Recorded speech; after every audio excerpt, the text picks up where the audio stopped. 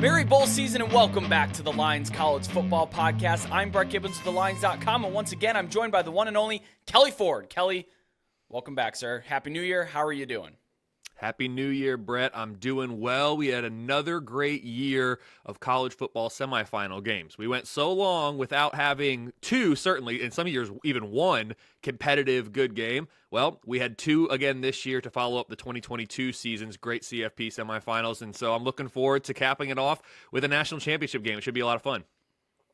Yeah, before we get into it all, don't forget to follow the Lines on Twitter at TheLinesUS. I'm at Road to CFB, and Kelley's work can be found at K Ford Ratings. This is our final breakdown of the season. It's bittersweet, but to be honest, Kelley, this season was exhausting from a handicapping standpoint, and I'm sure from a modeling standpoint as well. Full transparency, wasn't my best year. Wasn't a lot of people's best year. If you were on the side of the market, you didn't do very well all season long. But hey, we're going to close it out strong here. We've got a lot to get into, so let's just go ahead and dive right in. We have number 1 Michigan, a 4.5-point favorite over number 2 Washington in the national championship game. This game carries an over/under of 55.5 points at time of recording. Kicks off Monday, January 8th at 7:30 p.m. Eastern on ESPN from Energy Stadium in Houston. Good news. We will, maybe it's good news. I don't know. It depends what side of the fence you stand on this. But we are guaranteed to have an undefeated national champion this year. I like when that happens because that leaves no doubt. There was no, well, they lost, they got better. No, you're undefeated. You go through the playoff, you win, champion, undisputed. You cannot dispute it.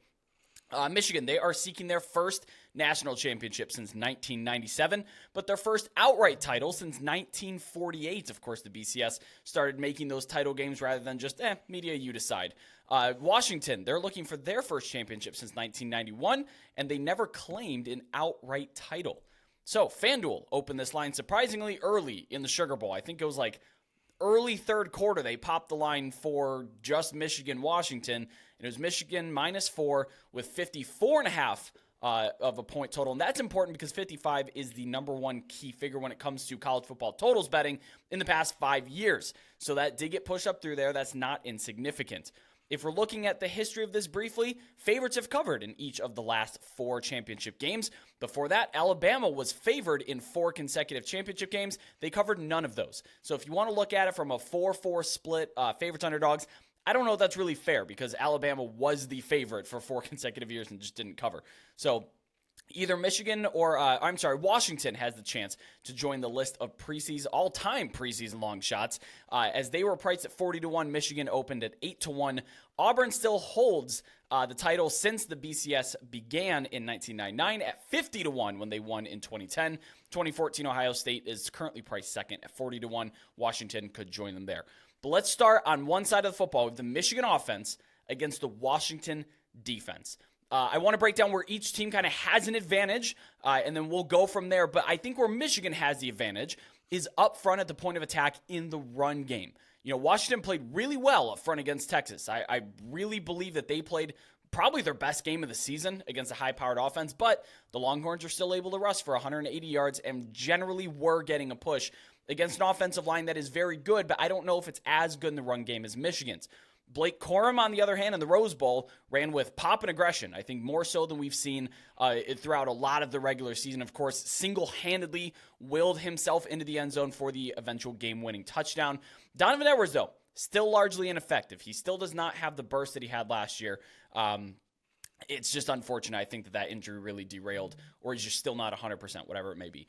On the other side, where Washington on defense has the advantage, in my opinion, is in the pass rush, which is strange to say for this team that has one of the worst sack rates in the country and really wasn't able to get any sort of pass rush throughout the season. Again, they played extremely well against Texas. Braylon Trice was a menace. I felt like every 3 dropbacks, his name was being called for either pursuing Quinn Ewers, knocking a ball down, whatever it is. And Michigan's pass protection, we saw it in the Rose Bowl, and we talked about it before. It's a bit of a problem at times. I think this may have been a Quinn Ewers problem in the Sugar Bowl, but Washington also swatted down a ton of passes at the line of scrimmage, particularly in the first half.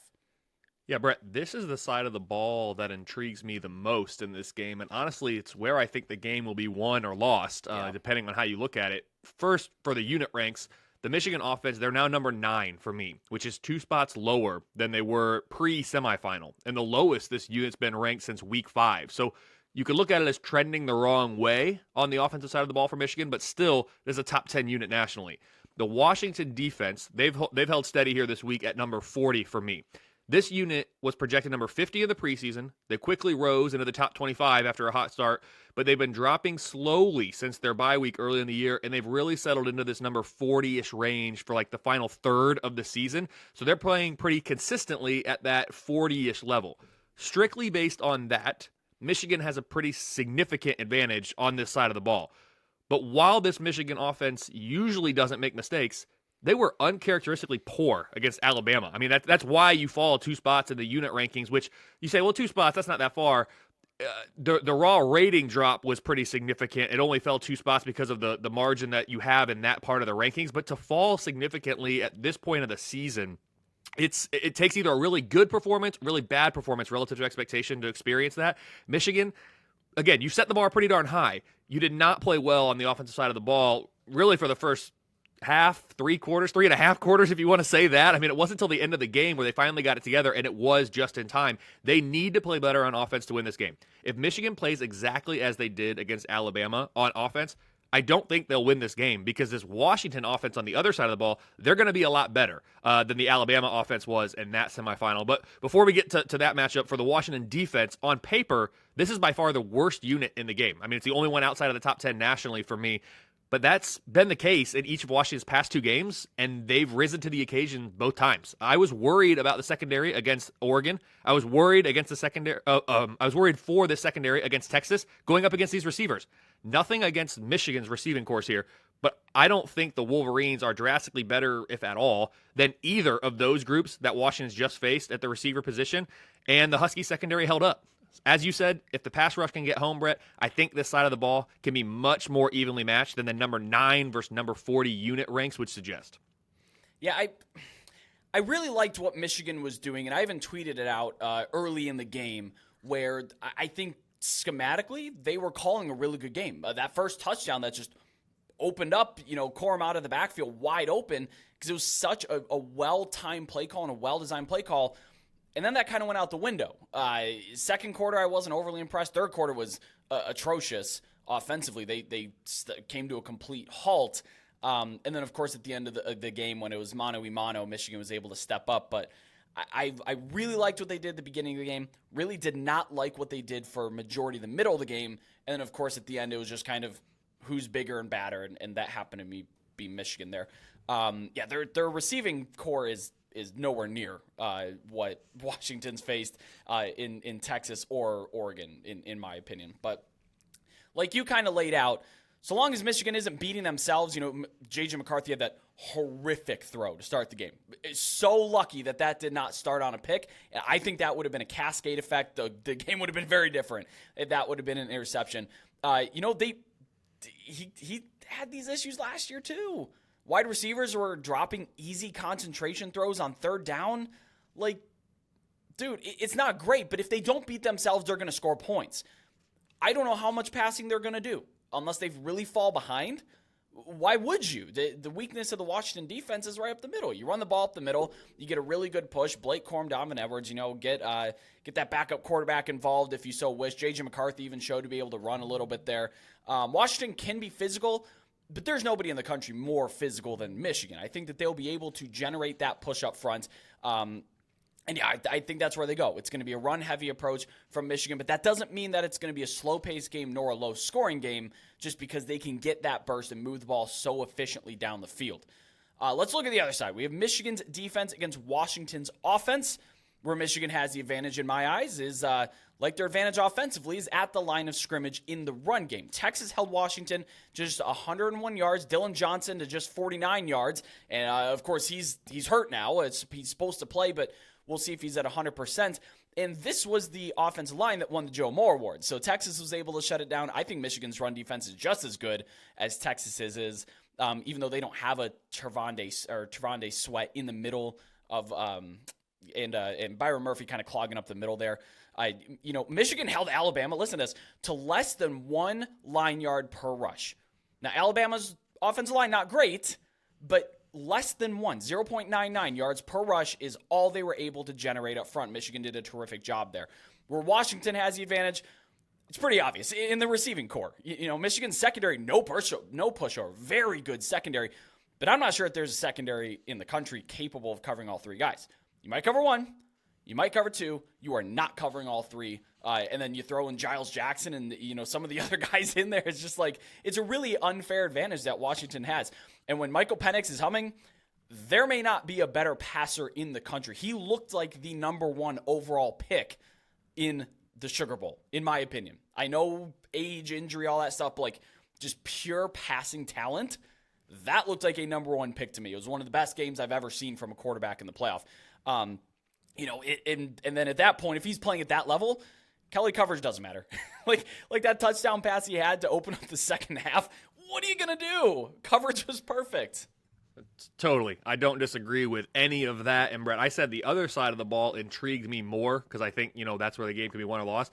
But that's because really there's more uncertainty on the other side of the ball for me. On this side, it's strength for strength. We pretty much know exactly what we're getting. So for these unit ranks, the Michigan defense, I projected them number 3 in the preseason. And they never ranked any lower than that all year. They come into this game number 1. They've held the top spot on the defensive side of the ball for me since week 10. Similarly, the Washington offense, that was always going to be the strength of this Kalen DeBoer team. They entered the year projected as the number 7 unit, and similar to the Michigan D, it's only gotten better from there. The Huskies offense currently ranks number 5, having maintained a top 5 ranking since week 2. Based strictly on these, Michigan might have an ever so slight advantage, but with the way college football is played now, good offense beats good defense. So I would actually give the nod here to UW, despite a worse ordinal unit ranking. The raw ratings actually tell a slightly different story too. So I do think if you're giving an advantage, it would go to Washington here, if for no other reason than the way that college football is played and officiated here in 2024. Now I almost said 2024, as we make the new year. Per my power ratings, Brett, both of these units just faced their toughest test of the 2023 season in the semifinals in the Alabama offense and the Texas defense, respectively. But those units, quite frankly, pale a little bit in comparison to what they're going to be facing here in this game. The Michigan defense, for as dominant as it's been, has not faced a top 10 offense all season. That changes now. The Washington offense, for as dominant as they've been all season, they have not faced a top 5 defense all season. That changes now. You mentioned Michael Penix Jr. He and the receivers are the headliners for sure. Dylan Johnson's important. If he can't go, and I saw the report, again, time of recording, he is going to go. So that's what they say. If he's not able to be effective, that could be a big difference in this matchup. And as for those receivers you talked about, Michigan won't be scared. They've already faced Marvin Harrison Jr., right? But this Husky team, they attack in more diverse ways than the Buckeyes did in November, and they just have more weapons. You could say, skill player for skill player, maybe there's an argument to be made between Ohio State and Washington. Okay, but who's slinging the rock, right? It's Michael Penix Jr., and that makes a massive difference, as you just said. So this side of the ball is the strength versus strength. We kind of know what we're going to get. I don't expect the game to be won or lost on this side just because I think both of these units are so good. I'd be surprised, I guess, is what I'm saying, if one of these units dominated. I could see on the other side one of those units dominating because there's some more question marks there, right? And that could be the difference in the game for me. Yeah, you outlined it. If we get Sugar Bowl Penix, which is, it's hard to see a world in which we don't. Why would he just fall off after a week? Again, he was going up against a really good defense. Like, Texas's defense was outstanding, but he just carved them up because he was so precise. Then, Washington's going to score points, and it's really going to come down to whether Michigan keeps up. And to be honest, if I'm a Michigan fan, which if you're watching on YouTube, you can see I'm very clearly not, I would not want to get into a shootout with Washington. I've asked a couple of people on our team that here at the Lines that back Michigan. They don't want to get in a shootout either. I don't know if there's a world in which a Michigan fan is comfortable getting into a who can score more points contest against Michael Penix and that high-powered offense. But like you mentioned, Dylan Johnson, I agree, super important. If he's not there in the backfield, it's really going to fall on Michael Penix's shoulders. In the report that says he's expected to play Monday, all that means is he's expected to put on pads Monday. Mm-hmm. Doesn't mean he gets on the field. Doesn't mean he's 100%. Doesn't mean he has a full workload. Because if you watch the game, he was in serious pain and could not walk off. So we'll see. That injury, Brett, that injury, honestly, ultimately, that's what could have. And again, it's never one player or anything, but the clock stopping because of that. Yes. Dude, that was a whole thing, right? Like, that saved him, 30 seconds? And you look up. that 30 seconds could have been huge. Of course, it doesn't end up, quote, mattering for the result of that game because the outcome didn't change. But it very nearly, I mean, you're thinking, gosh, they're doing everything right, and he gets hurt, the clock stops. If I'm a Washington fan, I'm like, oh my gosh, this just went from bad to worse. They make it through. Now you hope he can be healthy to play in that game if you're a Washington fan. Yes. A couple of things at the end of that game were like, if Washington would have lost, that would have been maybe the most frustrating loss in the history of a college football playoff. And not like frustrating in the way that Mario Cristobal's losses at Miami have been frustrating with mismanagement. This was just like bad luck stuff. And you're like, oh my gosh. Well, and like, there was, in my opinion, there was some mismanagement. Throwing the ball all over the shop with like 2 minutes left, and the guy didn't know about that. I think Penix threw away a pass on third down where if he would have just slid down in bounds, it's a whole Pandora's box of what ifs. If we go back a couple of drives then too, I think the commentators even talk about, they're like, are they getting a little too cute here? Like, with this Washington team? And I was thinking the exact same thing to myself. I'm like, what are they doing? And they're like, oh, they're getting a little too cute. I was like, yeah, they are. So you're right. There was maybe some mismanagement that you can point to, but it's not like the blatant things that we see, sometimes from Cristobal. So yes, agreed. There were bits and pieces that could have been cleaned up. Yeah, but Washington won. Here they are. Anyway, moving forward, I want to make a case for each team. What does their route to victory, or in Michigan's case, covering and a victory and a national championship, look like? I want to start with making a case for Michigan. And normally I try to focus individually on games and matchups, not really trends. I'm not a big trends guy. I think they can be incredibly misleading on a number of fronts. And each game is their own individual case. There's no standard cookie-cutter national championship, but it is hard to argue against the recent success of favorites in the national title game. And that can be more of not how teams perform in the national championship, more of how are they priced? How are similar teams with similar ratings priced, and how does that normally work out? Now, championship game favorites priced between -3 and -6 are 5-2 against spread and 6-1 outright. The only upset win was Tennessee over Florida State, I believe, in '99. So it's been a long time coming since that has happened. Not this millennium, at least, but in the last 15 championship games, there have been just 3 outright upsets, and 2 of them were Clemson over Alabama, the other, of course, being 2014 Ohio State. Now, you touched on this earlier, and I agree with it. I'm not sure how much merit defense wins championships anymore, but, defense, in my opinion, more easily travels and is a more consistent product week to week than offense. Your scoring can fluctuate. Your game plan can fluctuate. Your defense is your defense. If you're playing really well, you can expect that defense to play well almost every week. Now, Michigan did everything that they could, everything under the sun that they could to lose that Rose Bowl, but ultimately buckled down and won the game. If they even play a half-clean game without muffed punts and running into kickers and just the disaster of all disasters on special teams, I'm not sure that Rose Bowl game's all that close. And, that gives them a lot of leeway in this game too. The wide receivers catch those easy third down throws. The special teams don't completely melt down. And I have a feeling we'd have just a little bit different of a conversation, maybe even a different number. Yeah, Brett, you said, maybe defense doesn't win championships anymore. I agree with you. I also agree with you that defense travels, is the saying, right? It's easy. If you're good on defense, it's easier to replicate that week over week, as you said. If you play great offense in any given week, that is going to beat great defense more times than not in today's day and age of college football. So we're saying the exact same thing there. The case for Michigan. Michigan's my number 1 power-rated team overall. They have been since week 8. Brett, this is the best power-rated Michigan team of all time, per my historical power ratings. The Wolverines really don't have a weakness, and they have the highest floor of any team in college football. I've said that a couple times this year. We came pretty close to seeing that floor against Alabama, as you just talked about there in the Rose Bowl, and Michigan still found a way to win the game. The case for Michigan is this simple. If they just play their game, the game that they have played consistently, week in, week out, all year, and don't beat themselves, over the course of 60 plus, if we got to go to overtime, minutes, they're more than likely going to have been the better football team on both sides of the ball. This team, don't beat yourself, play your game, and just it's almost a war of attrition. You just keep doing what you're doing, keep doing what you're doing. We have not seen a team all year be able to keep up with them on both sides to the point where they end the game with more points than Michigan. If Michigan just plays their game, and if you're a Michigan fan, you have to feel really good about that. Like, you're saying all we have to do to win is just be us. Yeah, that's what I'm saying. I think Michigan just has to be them. Don't be themselves. Play your game. There's a reason you're a favorite, and I'll get to what my model thinks at the end. Now, the other side, the case for Washington. We can talk about better teams, better, more consistent, whatever, not beating yourselves. But Kelly, when you got it, you got it. We've seen it year after year. When you have the X factor, a lot of these other factors don't matter. Michael Penix is on absolute fire right now. I don't know that anybody in the country is playing as good as he is. I don't know if there's a defense capable of completely applying the brakes either. I know we saw Washington kind of fall apart at the end of the season. They weren't scoring. I kind of feel like they were just messing around. Now they get to the crunch time against Oregon and Texas and now Michigan, and he steps up.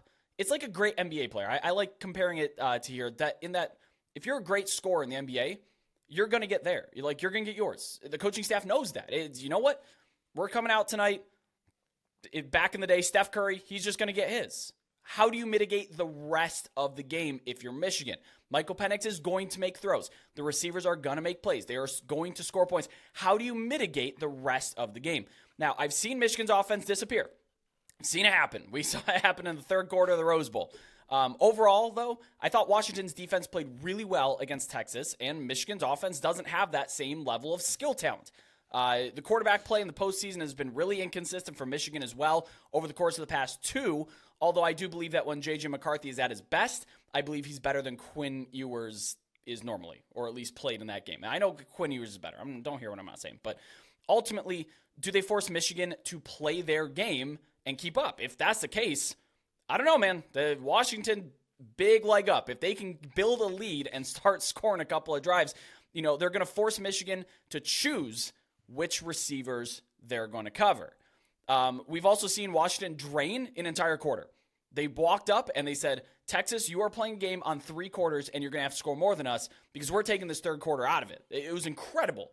If they build the lead, they know how to maintain it for sure. Now, although that's kind of ironic because they almost blew it down, but you know what I'm saying here. They can maintain it over the course of a game. Now, the multiple passes at the end of that game was questionable. We talked about it a little bit. I thought Washington made it a lot harder than it needed to be, and of course, a bit of unfortunate luck at the end there. But they still pulled it out. So their offensive line was named best in the country, and they should be able to mitigate. I wrote neutralize down, but I don't know if neutralize is the right word. Mitigate Michigan's pass rush. If they neutralize Michigan's pass rush, and this is a big-time leg up to Washington, look, this isn't going to be a Rose Bowl 5 sacks in the first half type of thing. Yeah, Brett, Washington's an interesting team from a power rating standpoint, and I've talked about it on a couple occasions this year. I saw Josh Pate do his apology to Washington fans and Michigan fans. Actually, it was pretty well done. From a metric standpoint, this Washington team, they're number 11 in my power ratings. That's up 2 spots following the semifinal game. It's their best ranking since week 8. But you're saying number 11, that's really not that high. I went back and looked. If Washington were to win this game and their power rating not improve, which it's more likely than not that if Washington wins this game, their power rating would improve. But if it doesn't, this would be the, quote, worst national champion by my raw power ratings since 1974 USC. This would be this would be the worst power ranked, so their ordinal ranking, right now it's number 11, national champion, since 1950 Oklahoma. So we're in a little bit of uncharted territory here. Now, TCU last year, if they would have been able to finish the deal, would have kind of been in this conversation too. Of course, they weren't. We know how that game ended. I don't think this game ends that way, just because I don't think the Michigan offense could run away from you in most cases, especially a Washington team that has this much firepower on offense. But some teams, my point here, some teams, they defy the model. Washington just might be one of those teams. I had the Huskies with less than a 50% pregame win expectancy in 4 games this year. So if you want to say, hey, you projected them as an underdog in 4 games this year. Yes and no, because 2 of those were pick'ems for me. I had a 48% chance to win the game. That's a 48% win expectancy. That's a pick'em game. Versus Oregon at home in week 7. Of course, Washington wins that game. 49% win expectancy. Again, another pick'em at USC in week 10. In hindsight, I mean, this USC team, but again, that was week 10. You're pretty late in the year. It's still only a 10-point game. I mean, I'm going to get to the 10-point games here in a second. Here's where Washington in recent weeks, and they've done what you said. They build an early lead, and then they're able to maintain it. They've needed to do that, and they have in their 2 most recent games, coming as underdogs. 28% win expectancy against Oregon in the Pac-12 championship game. 35% win expectancy against Texas in the CFP semifinal just a week ago. Washington won them all. The Huskies are 8-0 in one-possession games. They've won 10 straight games by 10 points or less. It was, I heard on the broadcast, it was already the longest streak of the AP poll era, so since 1936, and now they've just extended it even farther. Like, they've done it over and over. What's the path to victory for Washington? One more performance where you do just enough to win. And you've been doing it all year, and it's not just against these games that I'm talking about. I mean, you go back, you're looking at the week after Oregon, which again, it's the week after Oregon. Arizona State, you win 15-7. On the road at Stanford the next week, you win by 9. Then, Oregon State, I know they were an underdog by Vegas. My numbers like them. You win by 2. Your rival, Washington State, they won by 3. This team, it's almost like it doesn't matter who the opponent is. They're like, all right, we're going to be just better than you. And regardless of who it is and how good they are, we're going to be just better than you this week. That's their path to victory. Be just better than Michigan as you have been. And it's not like this is some insurmountable thing because you've been an underdog. They love being an underdog. They've relished it, and they've really worn that. And they wouldn't have it any other way. Not to mention, Brett, Kalen DeBoer here, he's now 104-11 as a college football head coach. He is 25-2 at Washington. Here is what I will say. Pick against him and pick against this team at your own risk at this point of the year. All right, let's tie it all into here. I want to know what your model says. And kind of our final thoughts for the 2024 National Championship game. First off, I'm holding on to a Washington 20-1 ticket that I bought in the middle of the year. I'm not buying out of it, so I'm not betting a side. I'm not going to sit here and say, I lean this, I bet this. I'm just being upfront with everybody. I'm holding on to a Washington future, so I will be rooting my hardest for the Huskies in this game, not to mention, the Ohio State side. Whatever, either way. This is the first time that Washington's been to a de jure national championship game. So, what do? You give your work to the best player. That's why I like Michael Penix's passing yards here. You can find it under 300, pretty much across the board, 295.5 at FanDuel at time of recording here. I like over that. Win or lose, Michael Penix is going to be slinging the rock, and I think he's going to be able to get his like we outlined earlier. So, continuing on betting on the best players, you can also buy Rome Odunze 2 touchdowns at plus 500, 5-1. I don't mind taking a flyer on that. If you're looking at, you can, if you don't like Rome Odunze, then look at Jalen McMillan, then look at Jalen Polk, whoever you want. I think one of these receivers does go for a pair of touchdowns. So go ahead. You can throw I am going to be throwing a flyer on Rome Odunze at least. Look, the number's already risen, but if you're backing Michigan for this game, if you're like, hey, you're doing way too much Washington talk, if you're backing Michigan, I'd probably play over Blake Corum's rushing total. It's 101.5 at time of recording. It was 97.5. And then I would also look to Michigan over 30.5 team total on that side because, look, they're going to have to outscore Michigan, or Washington rather than stifle their offense. I think that's the more clear path that Michigan's offense rolls and rolls and rolls and outscores Washington to win. But again, my play on the sides and all this stuff, I'm letting my future ride. I'm going to be rooting for Washington to win this game because that would be a very nice payout. But if you are backing Michigan, I look to Blake Corum's rushing total. I look to Michigan's team total. But Kelly, for the last time this year, let's hear what the model says. I'll give you what the model says, Brett. I just want to ask quickly, 20-1 ticket, was that right after the first Oregon game? Is that when you would have been able to get that one? Yeah, that's okay. Figured. Just wanted to make sure I was tracking that right. So, Brett, the model picked Michigan and Texas in the semifinal games. My gut was telling me Alabama and Washington. So we kind of split, 1-1. The model now says Michigan minus 9.5. So the model thinks Michigan's going to cover this Vegas spread and pretty comfortably based on where it is right now. That's a 75% win expectancy for the Wolverines. So the model says there's a 1 in 4 chance that Washington does what it's done a couple times this year and prove me wrong. My gut's telling me Washington. Both of these teams have that, something special feeling about them for one reason or another. Bottom line, Brett, I think my official pick here, I think Michigan probably covers the Vegas spread, but not mine. I think they probably win somewhere around a touchdown is what I would go with. The model has liked Michigan really all year, certainly in the second half. It's liking Washington more these days, but I can't get over the fact that Michigan is just this super, super high floor team, and I don't think they're going to have a, quote, bad game. Michael Penix Jr. is going to have to be special once again for Washington to have a chance. I think Michigan gets it done. The model has it Michigan minus 9.5. All right, Kelly, that was our FBS National Championship, our College Football Playoff National Championship preview.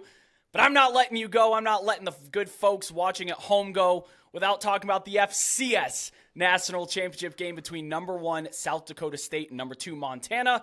South Dakota State, a 12.5-point favorite in this game, and it carries an over-under 49.5. It kicks off Sunday, January 7th at 2 p.m. Eastern on ABC. Why are they pitting it against the NFL? It's beyond me, but hey, whatever. I'm going to be watching this game, and it's played from Toyota Stadium in Frisco, Texas. Look, Montana right now is one of the nation's hottest teams after taking down North Dakota State back-to-back thrill. I mean, like, not just FCS. Like, these were two of the best college football games played all year. They just went off the wall. If you didn't have to watch, I'm sorry. Go back and watch the highlights. This is also thanks in part to receiver, returnman specialist, whatever you want to call him. Junior Bergen might be the country's most exciting player. And I do not say that lightly. Now, the Grizz finished their regular season also just taking it to rival Montana State in a very surprising result, in my opinion. Not the win, but in the manner in which they did. Now, on the other side, South Dakota State, they look somewhat vulnerable. I'm putting quotes around that in the quarterfinal against Villanova, but it took sub-freezing temperatures, about 55-mile-an-hour winds, and a top 10 rushing defense in the nation to even make South Dakota State look somewhat vulnerable, and they still beat them by more than 10 points. And then they went on and just UAlbany, they beat them 59-0. The number one rushing defense in the FCS made them look absolutely pedestrian. So South Dakota State, they are second in rushing defense, and that's where Montana's offense operates. So they match up really well. But Kelly, you always say that time to prepare benefits the underdog a little bit more. When it comes down to it, I trust Mark Gronowski more than Clifton McDowell. I think this is the last hurrah for this group that's managed to stay together and intact for South Dakota State. That also includes Isaiah Davis, who's just an absolute beast of a football player. I can't bet against them right now. Can't do it. This is the stat that just sends me over. I cannot believe this. They're the number one red zone offense and the number one red zone defense. On offense, they are scoring touchdowns in the red zone 82.7% of trips and allowing touchdowns in the red zone on just 31.3% of trips. That is insane. A 50% gap there in red zone scoring. You're not going to beat that. Period. Hard stop. Now, Montana plays their best football at home, and this isn't at home. This is South Dakota State minus 12.5 for me. Yeah, Brett, I do say that time to prepare benefits the underdog, and I believe that wholeheartedly. I'm just not sure that there's enough time in the world for Montana to prepare for this one. It's a mismatch. The Grizz are really good. They really are. But South Dakota State, I mean, they'd be a top 25 power-rated team in the FBS. The fact that they're playing FCS football, it's just not fair. I mean, to FCS this year, it's really not fair. This is a high-quality FBS team playing at the FCS level. My FCS light model has this South Dakota State by around 17-ish.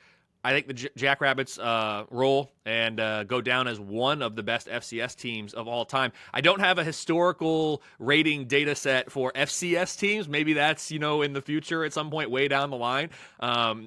But I think this team would grade out very, very favorably, looking over all teams that have played FCS level. I think the Jackrabbits get it done and cap off a great year.